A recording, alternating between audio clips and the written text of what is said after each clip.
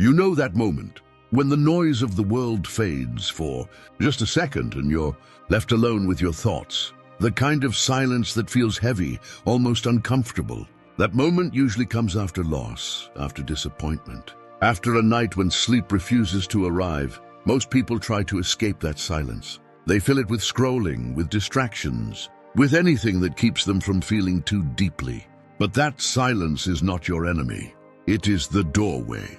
It's the place where real strength quietly begins to form. We are taught from an early age to avoid pain at all costs, to win, to succeed, to look strong, to keep moving forward without ever slowing down enough to feel what hurts. Yet life never follows that script. No matter how carefully you plan, there will be days that crack you open. A relationship that ends when you were sure it would last. A dream that dissolves just as you reached for it.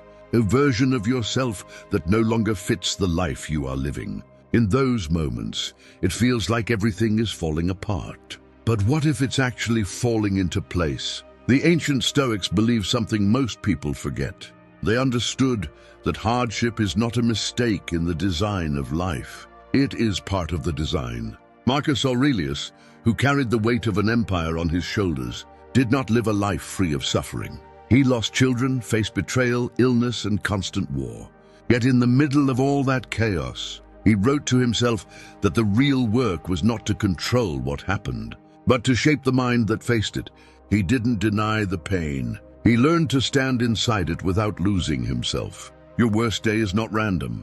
It is not meaningless. It arrives with a purpose, even if that purpose is hidden under layers of grief, fear, and confusion. When everything you thought you relied on begins to slip away, something deeper is revealed. Who you are when there is nothing left to perform for. Who you are when validation disappears. Who you are when comfort is no longer guaranteed. That is not destruction. That is exposure. And exposure is where transformation begins. Think about the strongest people you've ever met. Not the loudest, not the most dominant.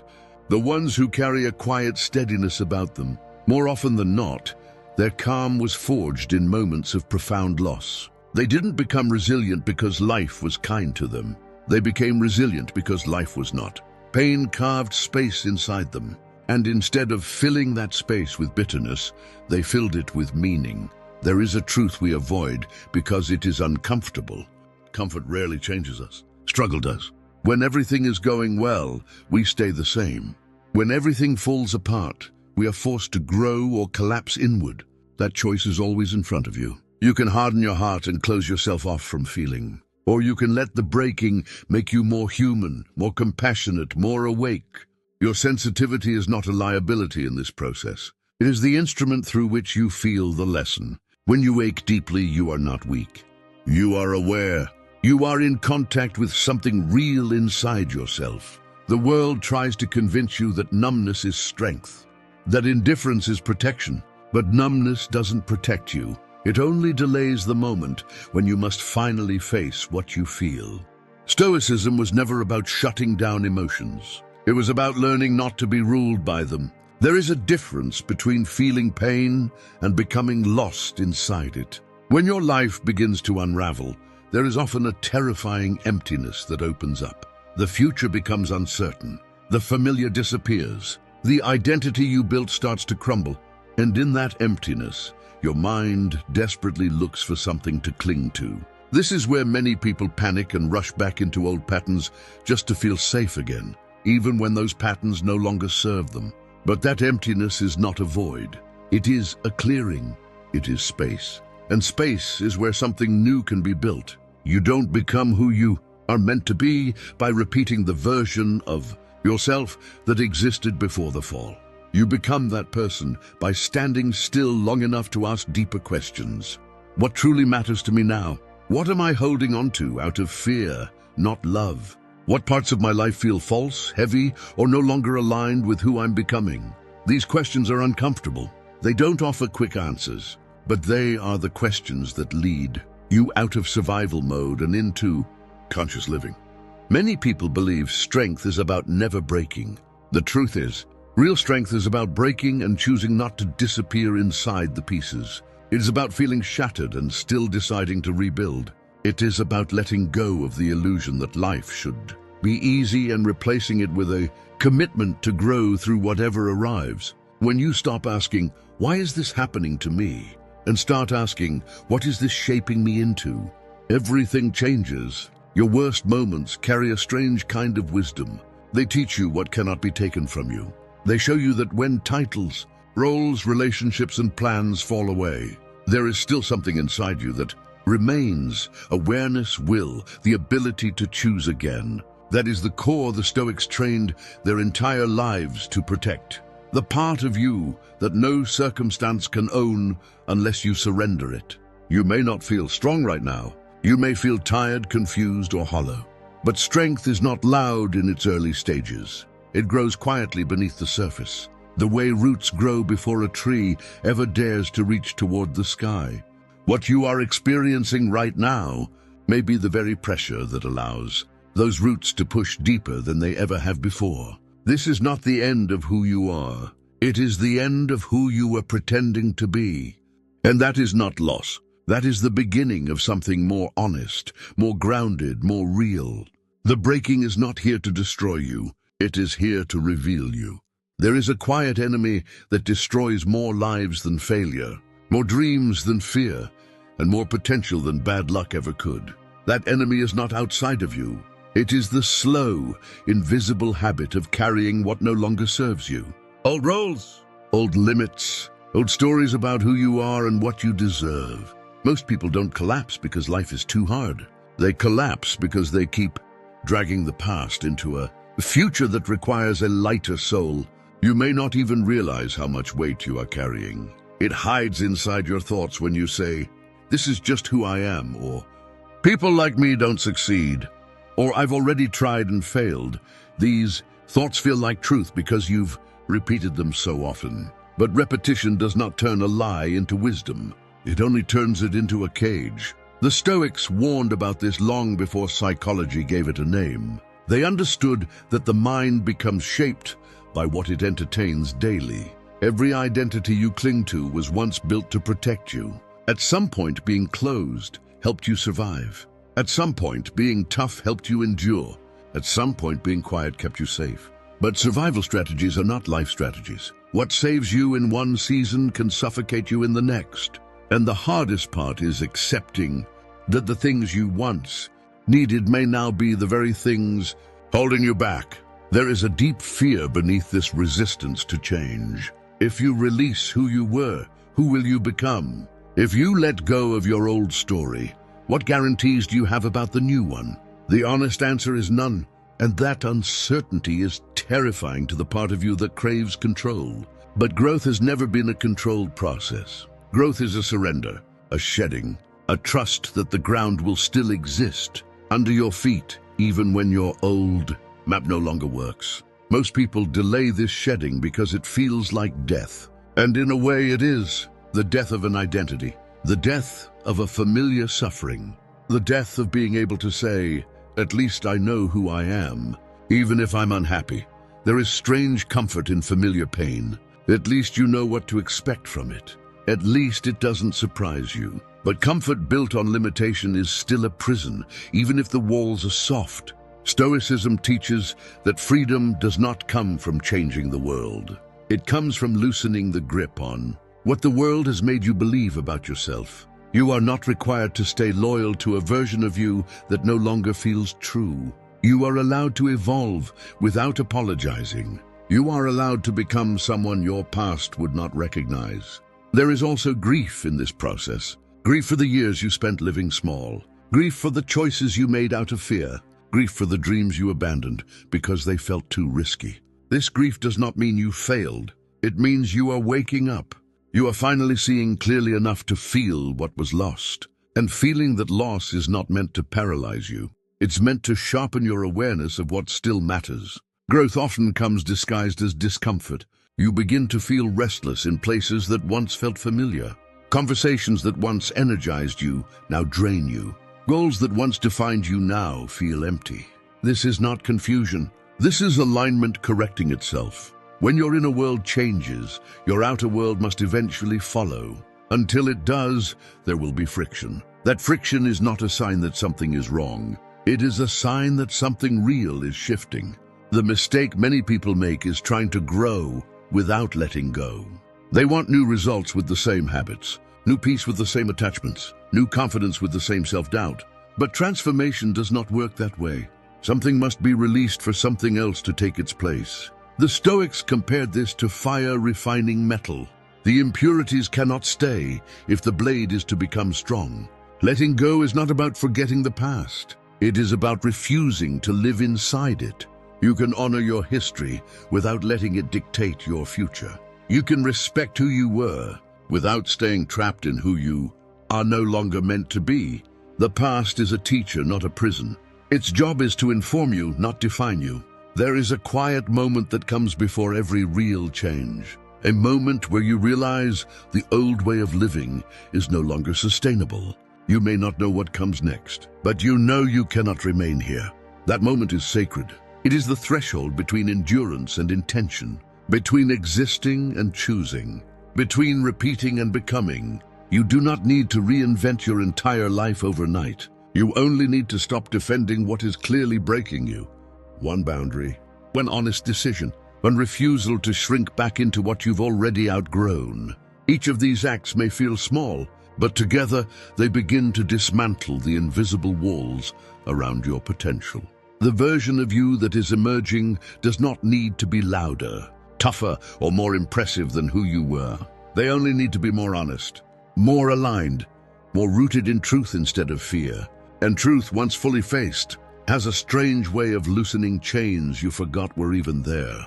What you are shedding now is not who you truly are.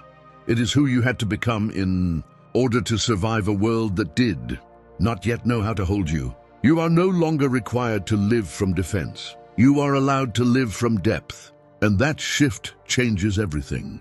There is a silent turning point in every life where suffering stops feeling random and starts feeling purposeful. It doesn't arrive with fireworks or certainty. It arrives quietly, in exhaustion, in heartbreak. In that moment when you realize your old ways of coping no longer work. This is the moment where pain shifts from being an enemy to becoming a teacher. Most people reach this moment and run. They numb it, distract from it, bury it under noise. But a few choose to stay. And those few are the ones who change. Pain has a strange intelligence. It presses exactly where growth is needed. It exposes the parts of you that were living on autopilot. It forces you to slow down, reflect, and ask questions you avoided when life felt comfortable. Who am I really? What am I running from? What am I pretending not to need? These questions feel dangerous because the answers often require change. But they are also sacred because they reveal truth. The Stoics understood this deeply. They did not romanticize suffering, but they never wasted it. They believed that every hardship carries a lesson matched exactly to the person experiencing it. Not to break them, but to refine them. When you experience pain and choose not to collapse into bitterness, something rare begins to form inside you. Perspective, depth, inner authority. You stop seeing yourself as a victim of circumstances and start seeing yourself as a participant in your own becoming. Most people think strength is loud.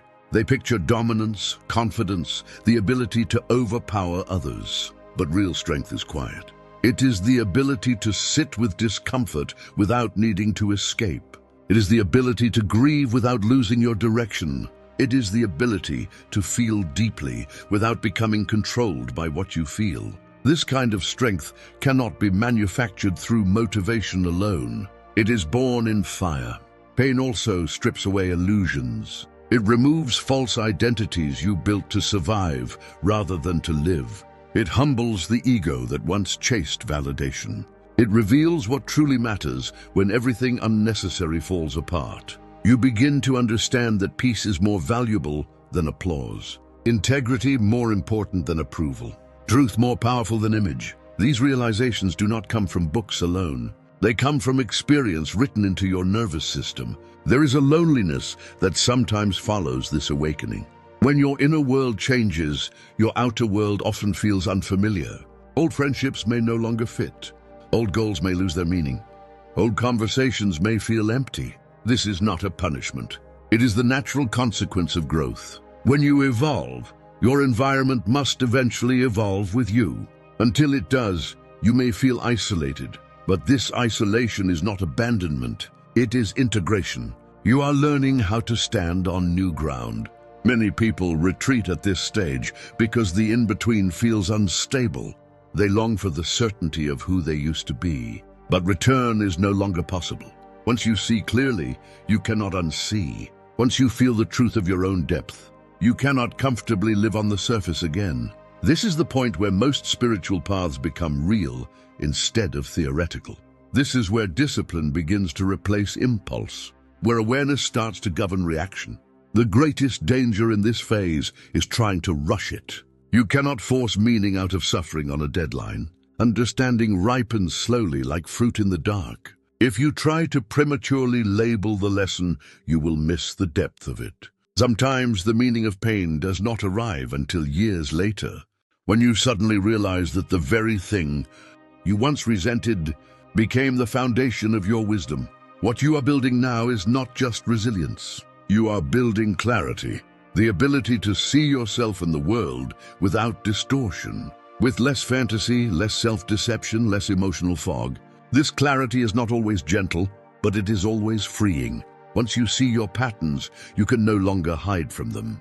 Once you see your potential, you can no longer deny it. Pain teaches you your limits, but it also teaches you how far beyond those limits you can go. It shows you what breaks you and what does not. And slowly, quietly, almost without your permission, it reshapes your identity. You are no longer the person who only avoids suffering. You become the person who can walk through it without losing themselves. And that is where real strength is born. Not in comfort, not in safety, but in the calm decision to keep your heart open even when it would be easier to close it. Failure is one of the few experiences that reaches straight into the core of your identity. It doesn't just challenge what you did, it challenges who you think you are. That's why it hurts so deeply. A mistake feels like a verdict. A rejection feels like a judgment. A loss feels like proof that you were never enough. But this interpretation is exactly where most people are quietly defeated. Failure itself is neutral. It is feedback. It is information. It is reality offering correction. The suffering comes not from failing, but from attaching your worth to the outcome. When you believe your value rises and falls with success, every setback becomes a personal attack. The ego feels exposed. The mind panics, and instead of learning, you retreat. The disciplined mind does something entirely different. It separates identity from outcome. You can fail without becoming a failure. You can lose without becoming lost. You can fall without becoming broken. This distinction sounds simple, but it changes everything. The moment you stop using failure as a definition of who you are, it becomes usable. It becomes a tool instead of a wound. Most people fear failure because they fear what it will reveal about them. They fear being seen as inadequate, foolish, not good enough. So they avoid risk. They stay small. They choose predictability over growth. And from the outside, their life may look stable. But internally, they live with a quiet regret that never truly leaves. The regret of what could have been. Failure is not proof that you are incapable. It is proof that you attempted something difficult. It is proof that you stepped outside the protected illusion of control. And control is the greatest addiction of the insecure mind. We cling to what feels safe, even when it is slowly suffocating us. Failure disrupts that false safety. It forces you to confront uncertainty. And in that confrontation, character is forged. There is also a hidden purification in failure. It burns away arrogance. It strips false confidence. It humbles the parts of you that believed success was owed to you. But in return, it gives you something far more valuable than ego. It gives you perspective, patience, precision. You stop assuming. You start listening. You stop rushing. You start refining. Repeated success can make a person careless. Repeated failure, handled correctly, makes a person sharp. You begin to see patterns. You recognize your blind spots. You learn where emotion interferes with judgment. You see how fear subtly dictated your decisions. These insights cannot be learned from comfort. They are taught only through consequence. The most dangerous relationship you can have with failure is denial. Blaming others, blaming timing, blaming circumstances. This protects the ego, but it poisons growth. Responsibility, on the other hand, is painful at first. It forces you to admit where you misjudged, where you avoided truth, where you acted from weakness instead of clarity. But responsibility also gives you power, because what you own, you can change. There is a moment after failure where two paths appear. One leads back to comfort through excuses and distraction. The other leads forward through self-confrontation and rebuilding. The first path feels easier in the moment. The second feels heavier, but the first keeps you the same. The second transforms you. Failure also teaches you something subtle about other people. It reveals who respects you only when you're winning and who sees your value even when you struggle. It shows you who disappears when you fall and who stays steady beside you.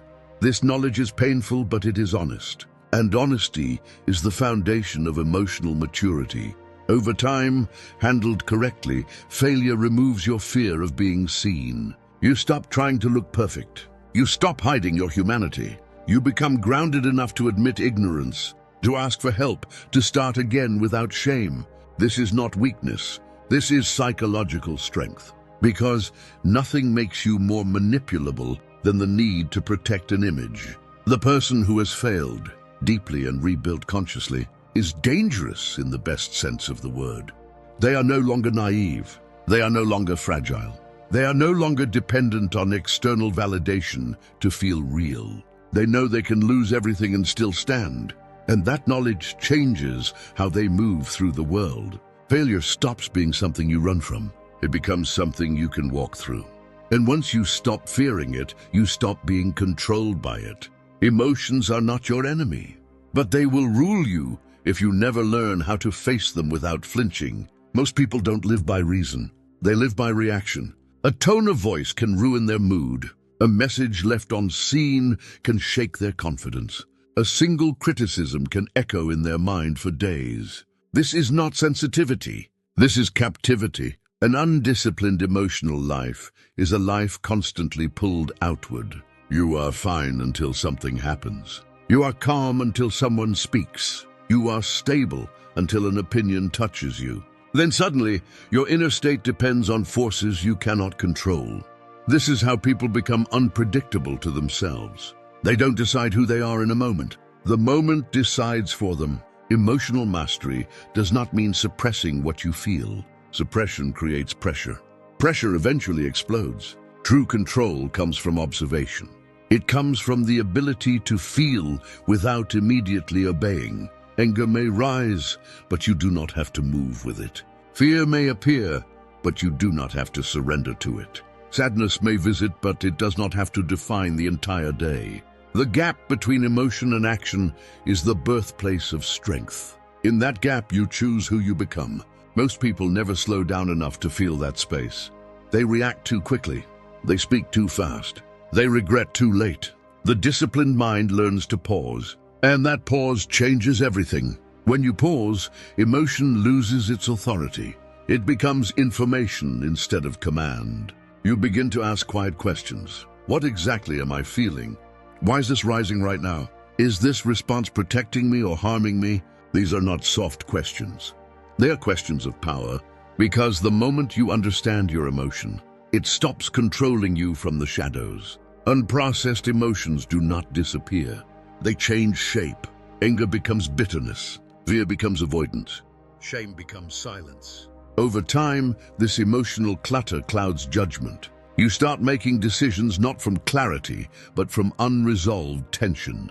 You overreact to small things. You withdraw from real challenges. You seek comfort where growth is required. The disciplined person cleans their inner space regularly. They face discomfort emotionally the way others face it physically. They are willing to sit with envy without becoming cruel. They are willing to feel jealousy without acting destructive. They are willing to admit insecurity without letting it sabotage them. This is rare, and this rarity is why emotional stability is so powerful. Most conflicts between people are not about facts. They're about unmanaged emotion. Two egos collided. Two fears surfaced. Two insecurities try to defend themselves. The person who can stay centered while this happens holds tremendous influence, not because they dominate, but because they are not dragged into chaos. Emotional control also protects your energy. When you stop fighting every feeling and start guiding them, you stop wasting enormous amounts of mental force. You become quieter inside, clearer, more decisive. You learn that not every emotion deserves a reaction. Some deserve silence. Some deserve patience. Some deserve containment. There is also a hidden humility in emotional discipline. You stop seeing yourself as a victim of how you feel. You stop saying, "This made me angry," and begin saying, "I felt anger." Arise, that small linguistic shift reflects a massive psychological shift. You are no longer at the mercy of your inner weather. You are learning how to navigate it. Over time, emotional mastery reshapes your presence. Your nervous system becomes steadier. Your reactions become slower. Your decisions become cleaner. People begin to notice that you are harder to provoke, harder to manipulate, harder to rush. This does not make you cold. It makes you solid. And solidity creates safety for yourself and for others. Discipline is quiet. It doesn't demand attention, doesn't seek validation, and doesn't announce its presence. Yet over time, it becomes the loudest force in your life through results. Most people misunderstand discipline. They think it is about suffering, strict rules, or forcing yourself through pain with clenched teeth. But real discipline is not violence against the self. It is loyalty to the self. True discipline is not built on bursts of motivation. Motivation is emotional. It rises and falls. One bad night, one disappointment, one wave of doubt, and it disappears. Discipline remains when motivation leaves. That is its true power. Discipline is the agreement you make with your future self that no matter what you feel today, you will not sabotage tomorrow. Most people live in constant negotiation with themselves. They wake up already tired of decisions. Should I work today? Should I train? Should I be patient? Should I try again? And every time they hesitate, they teach their mind that hesitation is acceptable. Over time, this creates a weak internal structure. Discipline begins the moment you stop negotiating with what you already know is right. A disciplined life is built on small, non-negotiable standards, not dramatic promises, not unrealistic transformations, simple, repeatable actions. You show up when it's boring. You continue when it's slow. You persist when nothing seems to be changing. These are the moments where discipline is truly forged, not in loud victories, but in silent repetitions. The most dangerous trap is believing that discipline requires perfect energy. It doesn't. Some days you will feel powerful. Other days you will feel empty. Discipline doesn't care about either. It only cares about execution. It does not wait for confidence. It creates confidence through action. At first, discipline feels heavy. You resist it. You fight it. You miss your old comforts. But then something changes. The resistance weakens. The movement becomes smoother. What once felt forced begins to feel natural. And one day you realize you didn't just build discipline. Discipline rebuilt you. This is where discipline turns into identity. You no longer say, "I'm trying to be consistent." You simply are consistent. You no longer say, "I'm trying to be patient." You are patient. This shift is subtle but powerful. When action becomes part of who you are, willpower is no longer the engine. Identity is. Without discipline, emotions lead. With discipline, direction leads. You still feel fear, doubt, frustration, and hesitation, but they stop controlling you. You act even when your emotions beg you to stop. And slowly, your emotions begin to follow your behavior instead of ruling it. Discipline also simplifies life. Many people feel overwhelmed not because life is too complex, but because they lack internal structure. They constantly debate with themselves. They constantly delay. They constantly overthink. Discipline removes that chaos. When your standards are clear, decisions become easier. The noise fades. Focus sharpens. What makes discipline truly unstoppable is repetition, not intensity, not dramatic effort. Repetition. One moment of effort impresses others. 1,000 quiet repetitions reshape your character. The body adapts. The nervous system adapts. The mind adapts. You stop being someone who tries and become someone who executes. Discipline changes your relationship with pain. At first, pain feels like an enemy. Then it becomes familiar. Then it becomes training. What once crushed you now strengthens you. Not because life became kind, but because your spine became stronger. Over time, discipline creates something deeper than confidence, self-trust. You trust yourself because you have proof. You showed up. You followed through. You endured when quitting was easier. And self-trust is unbreakable because it is built on experience, not belief. This is how discipline becomes permanent. Not through force, not through guilt, but through loyalty to the person you are becoming. There comes a moment in every life when motivation fails completely. Not weakens, not fades, fails. A cold, empty moment where nothing inside you wants to move forward. No fire, no excitement, no emotional push. Just silence, fatigue, and resistance. This is the moment that separates those who change temporarily from those who change permanently. Because when motivation dies, only discipline remains. Most people build their lives on motivation. They wait to feel inspired. They wait to feel ready. They wait to feel confident. But feelings are unreliable. They fluctuate with sleep, stress, hormones, success, rejection, weather, memory, and fear. If your progress depends on how you feel, then your progress will always be fragile. Discipline is what keeps moving when feeling stops cooperating. Discipline is not loud. It does not shout affirmations in the mirror. It does not promise instant transformation. It simply moves again and again and again, even when nothing seems to change. And that is where its real power is hidden. The human brain craves immediate reward. When it doesn't see fast results, it begins to doubt. Discipline ignores that doubt. Discipline understands something deeper. Transformation is slow, silent, and cumulative. Most people quit in the quiet phase. The phase where effort is high, but results are invisible. The gym when the body hasn't changed yet. The business when no one is watching yet. The skill when competence hasn't appeared yet. They leave too early and tell themselves it wasn't meant to work. But the truth is simpler and harder to accept. They left right before the shift. Discipline exists for that exact phase. It carries you through the invisible seasons of growth. The nights where no one praises you. The mornings where no one notices your effort. The days where your only reward is knowing that you did not betray yourself. A disciplined mind is not immune to pain, but it is immune to chaos. It feels exhaustion, disappointment, and fear, just like everyone else. But it does not run from those sensations. It moves with them. It understands that discomfort is temporary, but regret can become permanent. This is where discipline becomes freedom. Not the freedom to do whatever you want, but the freedom from being ruled by impulses. When you act only when you feel like it, you are not free. You are obedient to your moods. Discipline returns power to you. It allows you to decide your actions instead of being dragged by emotion.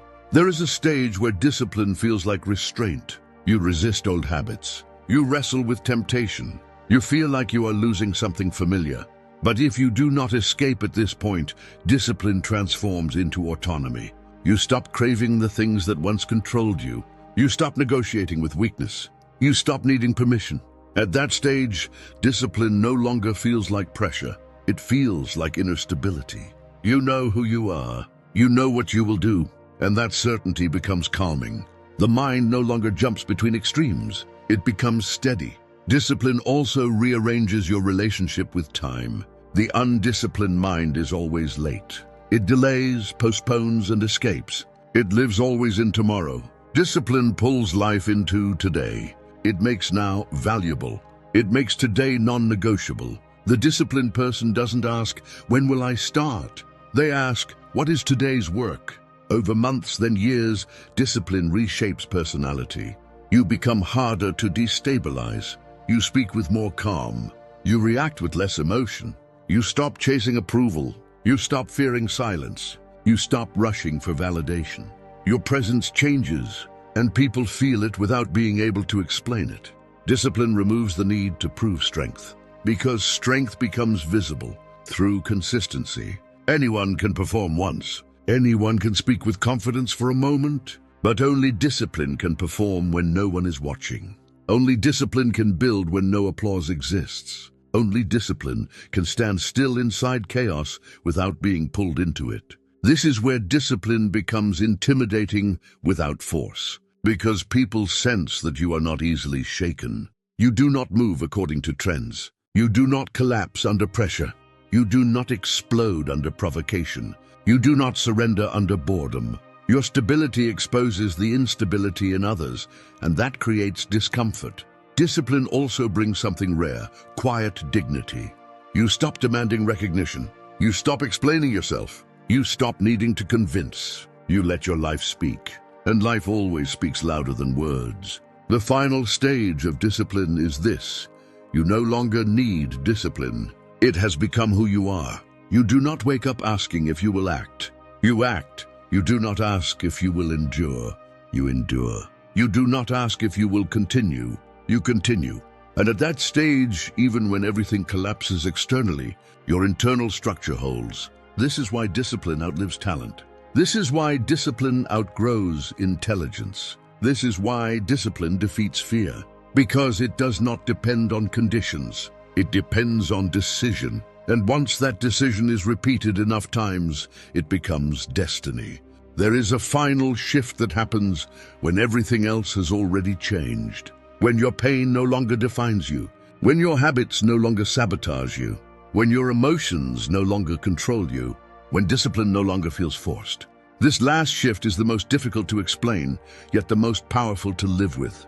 It is the moment you stop trying to become someone and simply begin to be. At this stage, you no longer measure your life through comparison. You are no longer chasing who someone else has become. You are no longer haunted by who you used to be. The past loses its grip. The future loses its pressure. The present becomes sufficient. Not perfect, not easy, but grounded. Before this point, growth feels like climbing. After this point, growth feels like alignment. You still face difficulty. You still experience loss. You still feel fear. But none of these things destabilize your core anymore. They pass through you instead of ruling you. You no longer collapse inward when circumstances collapse outward. You understand something now that once sounded like empty philosophy. You are not the content of your thoughts. You are the space that holds them. This is where inner independence begins. You stop asking the world for permission to be at peace. You stop asking people to validate your worth. You stop waiting for someday to arrive so that life can finally begin. Life is already happening and you are no longer asleep inside it. At this stage, silence becomes meaningful. You don't fear being alone. In fact, you begin to trust the quiet. You recognize that noise was never connection, it was distraction. And now that the noise no longer controls you, your attention returns to what is real. Your relationships change too, not because you become colder, but because you become clearer. You no longer chase energy that drains you. You no longer explain yourself to those who refuse to understand. You no longer attach to people out of fear of loneliness. You choose with intention. And when you choose, you commit with depth. This stage also strips illusion from ambition. You stop dreaming out of insecurity. You stop chasing recognition for reassurance. You begin to build for meaning. Work becomes an expression of values, not a performance for approval. Excellence becomes internal before it ever becomes visible. You begin to measure success differently. Success is no longer loud. It does not demand to be seen. It does not rush. It solidifies quietly. It matures slowly. It becomes rooted. You realize that the strongest structures in nature are the ones that grow underground, long before they rise above the surface. This is why people at this stage often appear invisible at first. They are not broadcasting their growth. They are living it. Fear also changes shape here. It does not disappear, but it loses authority. You no longer ask, "What if I fail?" with paralysis. You ask it with curiosity. Failure is no longer humiliation.